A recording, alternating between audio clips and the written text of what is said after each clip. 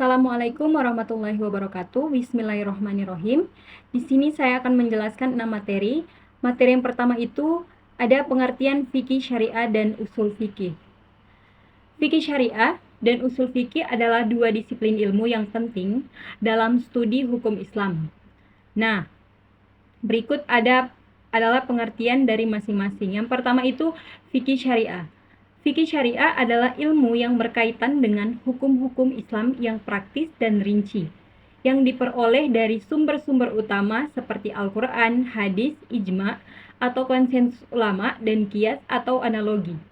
Fikih ini mengatur berbagai aspek kehidupan umat Islam, mulai dari ibadah, seperti sholat, puasa, zakat, haji, hingga muamalah seperti interaksi sosial, ekonomi, pernikahan, warisan, dan lain-lain. Kemudian ada contoh fikih syariah. Yang pertama itu hukum sholat 5 waktu. Yang kedua ketentuan zakat dan haji. Yang ketiga hukum pernikahan dan perceraian. Yang keempat hukum jual beli dan kontrak dalam bisnis. Kemudian usul fikih. Usul fikih adalah ilmu yang mempelajari prinsip-prinsip dan metodologi yang digunakan untuk menetapkan hukum-hukum syariah. Usul fikih menjelaskan bagaimana cara ulama menginterpretasikan teks-teks suci, melakukan ijtihad atau upaya sungguh-sungguh untuk menetapkan hukum, dan menggunakan berbagai metode untuk menghasilkan hukum yang dapat diterapkan dalam berbagai situasi. Kemudian aspek usul fikih yang pertama itu sumber-sumber hukum Islam atau Al-Quran, hadis, ijma, dan qiyas. Yang kedua, kaidah-kaidah interpretasi teks atau tafsir dan takwil. Yang ketiga, prinsip-prinsip dedukatif dan indukatif dalam menetapkan hukum. Yang keempat itu, teori hukum dan metodologi pengambilan keputusan dalam Islam. Nah, adapun perbedaan utama dari fikih syariah dan usul fikih, yang pertama, fikih syariah fokus pada penerapan hukum-hukum spesifik yang sudah ditetapkan. Sedangkan usul fikih fokus pada metodologi dan prinsip-prinsip dasar dalam menetapkan hukum-hukum tersebut. Nah, jadi kedua disiplin ilmu ini saling melengkapi. Usul fikih memberikan kerangka metodologis dan prinsip-prinsip dasar, sedangkan fikih syariah menerapkan prinsip-prinsip tersebut dalam konteks praktis kehidupan sehari-hari umat Islam. Materi yang kedua itu ada pembagian fikih. Nah, pembagian fikih dalam Islam biasanya dibagi menjadi beberapa cabang utama yang mencakup berbagai aspek kehidupan. Berikut adalah beberapa kategori utama dalam fikih. Yang pertama itu ibadah atau ritual keagamaan, seperti sholat, zakat, puasa, haji, dan umroh.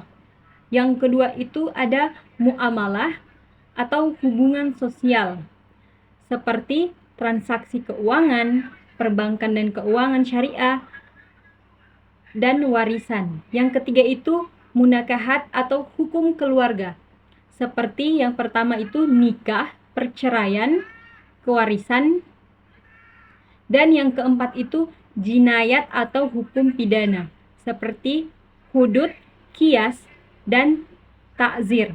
Yang kelima itu siasah atau politik dan pemerintahan, seperti kepemimpinan, perang dan perdamaian. Kemudian yang keenam itu adab atau etika dan moral, seperti perilaku pribadi dan interaksi sosial.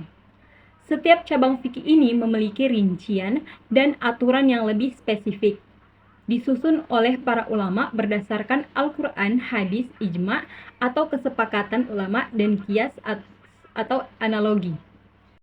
Selanjutnya materi yang ketiga yaitu sumber dan dasar hukum Islam.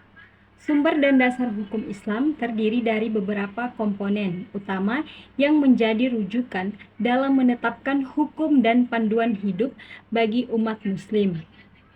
Nah, berikut adalah sumber dan dasar hukum Islam. Yang pertama Al-Quran, yang kedua hadis, yang ketiga ijma, dan yang terakhir itu qiyas. Nah, selain sumber-sumber yang saya sebutkan tadi, ada juga sumber sekunder yang digunakan oleh sebagian ulama dan mazhab, seperti istihsan, yang kedua itu maslahah mursalah, yang ketiga urf. Nah, sumber-sumber dan dasar-dasar hukum ini membentuk kerangka kerja yang kompleks namun sistematis dalam menentukan dan menjalankan hukum Islam. Materi yang keempat itu ada tujuan hukum Islam. Nah, tujuan hukum Islam atau maqasid al-syariah adalah mencapai kesejahteraan manusia dengan melindungi dan memelihara 5 unsur pokok kehidupan manusia. Kelima tujuan utama yang dikenal sebagai al-duriyat al-khamsah atau 5 kebutuhan pokok, yaitu yang pertama melindungi agama atau hifz al-din. Yang kedua itu melindungi jiwa atau hifz al-nafs. Yang ketiga itu melindungi akal atau hifz al. Yang keempat itu melindungi keturunan atau hifz al-nas. Yang kelima itu melindungi harta atau hifz al-mal. Dengan melindungi 5 unsur pokok ini, hukum Islam berusaha menciptakan kesejahteraan, keadilan, dan keharmonisan dalam masyarakat. Nah, materi yang kelima itu asas-asas hukum Islam.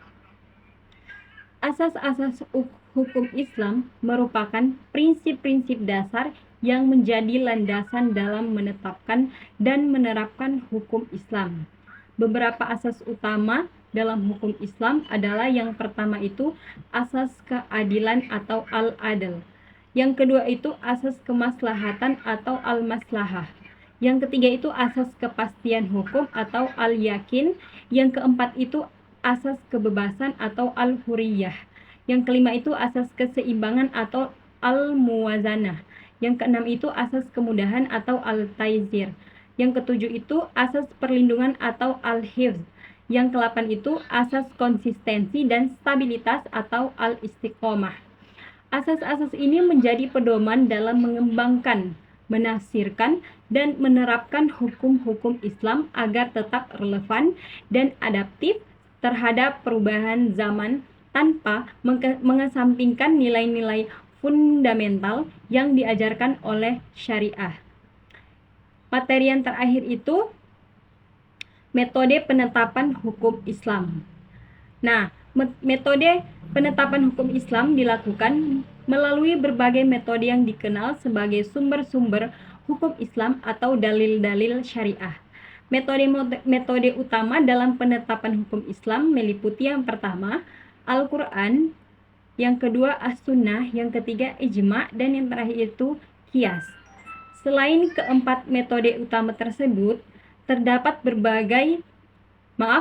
beberapa metode tambahan yang sering digunakan dalam penetapan hukum Islam.